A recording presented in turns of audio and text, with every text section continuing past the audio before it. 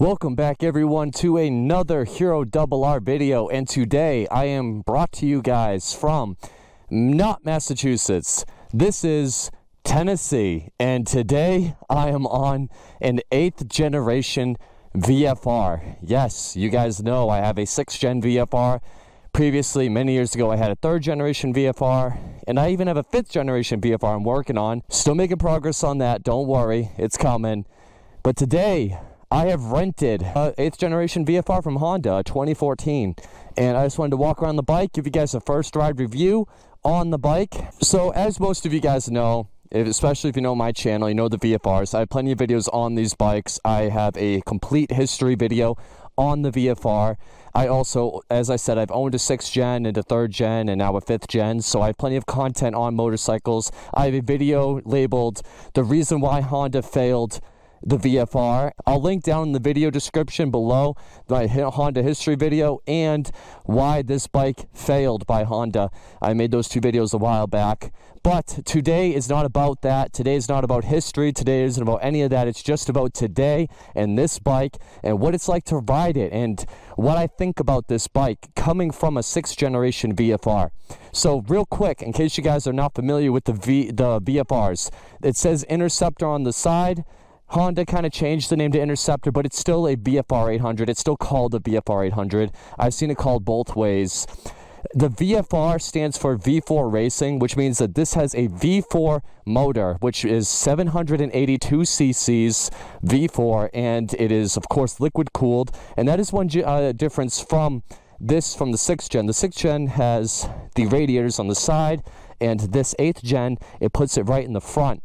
So that's a little bit of a difference, but one trademark of all VFRs is this glorious single-sided swing arm and with this filthy, really filthy rear wheel. It is hidden behind this absolute cannon of an exhaust. What Honda was thinking, hiding that beautiful single-sided swing arm and that beautiful wheel with this hideous, massive exhaust, is beyond me. If I were ever to buy one of these bikes, the first thing I would do is get rid of that exhaust. And I would try to do something that goes up higher or does something to just show that rear wheel off. Show it off. Don't cover it up. Anyway, moving on. This is equipped with combined brakes, which means you hit the front, you get some to the rear, you hit the rear, you get some to the front. I don't believe this model has ABS. They do come with ABS as an option. This isn't the deluxe model, so I don't have heated grips. I don't have self-canceling turn signals. I have no traction control. But what I do have is just a standard VFR. Love these bikes. They're very easy to ride. They're very comfortable. They blend the 2 worlds of sport and touring into a sport touring bike. Let's look at the front. Let's check out the styling of this bike. The front of this bike with these beautiful LED headlights. We have turn signals integrated into the mirrors, and these mirrors also break away. You can tell that Honda took some design cues from Ducati with their Panigale. It looks like a Panigale. If you didn't know any better, you might think it's a Panigale, but it's not. It's a Honda. And that comes with pros and cons. I mean, of course, people will expect an Italian bike, but in a way it's good it's not an Italian bike. It looks Italian, which is where the Italians are, they excel. But it has the reliability of a Honda. It'll go forever. And that's the big thing about these bikes that I love, is just their ability to keep going, the reliability. This engine was designed in 2002, small updates along the way, but it's still that tried and true VTEC engine from 2002. And this bike, it is, like I said, it's the most modern iteration of the VFR800. So the VTEC, and a 6th generation, the VTEC comes on at 6,800 RPM. So if you're at 6,700 RPM, it's off. And if you're at 6,800 RPM, it's on. So what happens is, if you go from 6,700 RPM and you go out to 68, it turns it on, you go back to 67, turns it off. It can, so if you're sitting around in that 7,000 mark, right around there, you'll come in and out of VTEC, which can be kind of jerky and annoying. This bike, it comes on way sooner, I believe 6,200, but it will stay on longer, and when you go back down, it stays on longer when you're going back down, so it doesn't have that herky-jerkiness with the VTEC. It's much smoother and much easier to live with this VTEC system than the previous 6 generations. That is one thing to keep in mind. What VTEC is, if you guys don't know, is basically under that, when it's not active, this bike's operating off of 2 valves per cylinder. When you get into VTEC, it opens up and does 4 valves per cylinder. You lose torque, but you gain horsepower. So you get that low-end torque at the low end with the 2 valves, and when you get to the high end and you need it to breathe more and get that horsepower, it will open up and allow you to do that. Pretty standard. You have some big grab handles right here. This one does not have a center stand. I think you can optionally get those. Real quick, I love the red. Silver would be amazing. I would love a silver version of this, but I love the red, and I love these bronze covers right here and the bronze right here. It flows so well and looks so good all together with the bronze and the red. Sitting on the bike, throwing a leg over. She has some weight to her, you feel it. Again, you have the hydraulic clutch right here, and you got, of course, the hydraulic brake, of course. What else? One thing Honda did change finally, after like 40 years, they switched up the switches, and they're okay. The main thing is that they switched the horn from down here and the turn signals from up here. They swapped them. So now your horn's right here and your turn signals are down here. That's something I don't really like. I'll be honest with you. I'm not a big fan of that. And it's also added a hazard switch right here too, which is pretty cool. That is a nice little feature. And of course you have a passing light right here, which just kind of flicks the high beams. But real quick, let's take a look at this dash. It's all digital on the sides. It has a fuel gauge, and it has a analog tachometer. I just fired the bike up real quick. There's not much to say here with the bike being on. It's not very loud. You can hear it. It's all right, but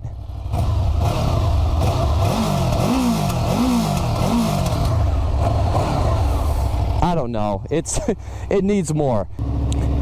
So anyway, sitting on the bike real quick, I'm 5'8", about 160 pounds, and I can flat foot this bike. Here I am flat footing it on both sides. The turn signals the mirrors are fantastic so far. The bike, the reach to the bars is pretty good. Taking off, the hydraulic clutch is very smooth, progressive, linear, all of those like good characteristics. It's a very smooth clutch. The engine power, it's just like my 6th gen. It feels no faster or slower. My 6th gen does have a more aggressive sprocket setup, so it does feel a little bit more aggressive. But this bike feels just the same. You know, it's not. It's a V4. It feels pretty good either way. This bike handles really well. It's a well-handling bike. It feels good in the corners. I don't love the tires that are on it. The bike itself, it feels good handling. It's definitely not like a quick twitch handling bike. You're not going to go doing switchbacks really fast, dancing on the bike left and right, you know, just bouncing from here to here. It's not really the best bike for that scenario. But in a situation where you're on a road like this and it has sweepers, it has some, you know, some good little cuts, you're okay. It's just when it gets really tight, you kind of feel the weight of the bike a little bit more. But it is still an R in the VFR, and it means racing, and it still has some of that racing DNA, and it handles just fine, and it's a very fun bike to take on the twisties. And if you're someone that really doesn't want to compromise on a sport bike, you want something sort of sporty that's fun in the mountains, but also is something that you can ride all day long, go to work on, do all that. I mean, the VFR, it's just such a good bike for that, and you would not be disappointed at all with it. And that's a tale as old as time. These VFRs have been just kings at doing that for so long. Up until recently, they were the bike to have for that. I will say with the seating position, being my dimensions as a human, I prefer my legs a little bit more in the attack position. I find the pegs a little too low on this bike. I wish they were higher up.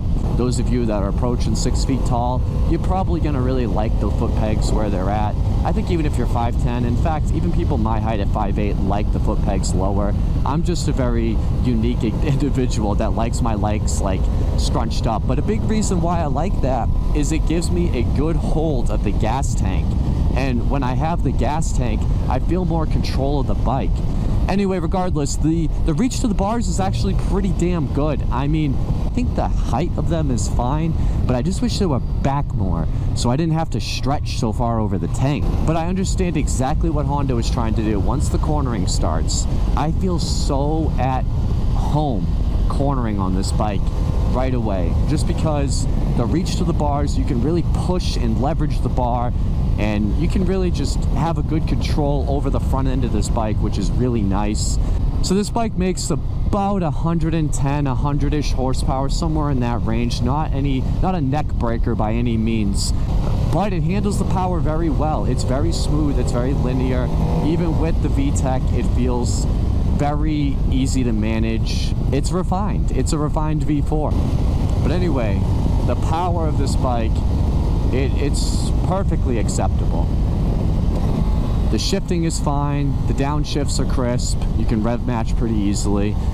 Man, what a road this is. Look at the views of the mountains. Oh my God, that is spectacular. I'm so, like, I never in a million years thought the first time I ever reviewed an 8th gen VFR would be in the mountains of Tennessee. Talk about what an experience this has been. And a bike that quote-unquote has no compromises, it has a lot of compromises. Like I said before, if you're somebody that doesn't care about the touring aspect of this bike, you just want sporty, then this is not the bike at all for you. A CBR, an R6, a ZX6, a GSXR, any of those bikes, sportiness-wise, with speed and handling and braking and all of that stuff, they blow this bike out of the water. You can't even compare the two. If you're somebody that doesn't care about the sportiness, you just want to put miles under your butt and ride and go all over the world, you might not appreciate the reach over the tank on this bike. You might not appreciate the lack of storage space. Now, I've seen people do the handlebar mods, which are great. If you can get these bars up another inch or two, and you can put a comfier seat. Actually, this seat, I haven't talked about the seat. The seat is pretty damn good. I think the first mods I would do to a bike like this, obviously the exhaust, and I think I'd put tank grips just to allow my legs to grab the tank, and I would look into some sort of foot peg. I don't know yet. Maybe I would just leave it and get used to it, but I really feel like this is where my leg sits. It's all the way down there. It's not up on the tank, and I'm just not a fan of that too much. But again, that's not something everybody's going to experience when they ride this bike. Some of you might find the foot pegs not low enough. So it's just, again, personal preference thing. The brakes work really well. Again, they're combined brakes. You're not going to be able to lock them up very easily. It's a very stable system. Yeah, let's go ahead and pull over real quick. Like, look at this view, guys. You do not get these views in Massachusetts, I'll tell you that much. The screen is pretty easy to read, no problem, especially in the sun. I don't know if it has a sensor or something in there, but it seems to look pretty good. Anyway, guys, that's the end of this video. I hope you enjoyed. This is my first ride impressions of the VFR800, the new 8th generation one. So, what a fantastic bike, beautiful looking bike, so nice. I guess the question comes up, would I buy one? Absolutely. Absolutely I'd buy one. I think they're a little expensive for what you get. I think the 6th gen is everything this bike is, except for the looks. If you're going to pick this bike over a 6th generation, you're really just buying a newer bike, which might have less issues because it's newer. And there's a lot of bugs, so I'm actually going to keep riding while I talk and do the outro here. Wow, I am like swarmed. Oh man. Anyway, this bike, the 6th gen VFR does everything this bike can do, and it does it just as well. Like, this bike's you're not really gaining a lot with this bike. You're getting a smoother VTEC transition. You're getting better looking bodywork, in my opinion. Again, that's always in the eye of the beholder. Some people don't like the bodywork on this bike, but I think it looks nice. I like the gauge cluster. I think Honda did a good job with it. I like the analog tachometer. I like the way it's all set up. It's easy to read. I've seen these at nighttime. They're easy to read there too. Again, not really a reason to upgrade though for a gauge cluster. The single side swing arm, again, it just looks with the new wheel. That wheel looks a lot nicer. Riding it wise, like I can't really feel like it's much lighter. Maybe it holds its weight better. You're going down from 2 side-mounted radiators to 1 center-mounted radiator, which obviously helps with weight distribution and makes the bike feel thinner. It does feel a little thinner, but not as much as I thought it would. I thought it'd feel a lot thinner. It still feels like that traditional VFR when you sit on this thing. Like it has substance to it. It's big. And that's something that didn't go away, which I guess is a good thing. But again, guys, you're not gaining much going from a 6th gen to this. It's really, you get a 6th gen for $3 grand, like a really nice, cleaned, looked after one for $3 to $4 grand. You can't find these for that kind of money. You're gonna have to spend 5, 6, maybe 7 grand. I mean, there was a point in history where these things brand new, people were getting them leftover models off of showroom floors for 7 grand, and that was just an outstanding deal, brand new. But to get them used for that amount, I don't see it. I really don't. I think this is a good bike though, and I'm happy with Honda with it. I wish they kept making it. I wish they kept making improvements. I think there's some room for improvements with the handling. I wish they could make it a little bit lighter. Wish they could maybe add in a couple cc's, give it a little bit more punch. Not a lot, just a little bit. But anyway, guys, I'm gonna end the video here. Thank you so much for watching. Thank you for tuning in. If you guys have any questions, feel free to look in the comment down in the bottom, and I'll try to get back to you with an answer. Thanks again for watching, guys. Take care, and bye-bye.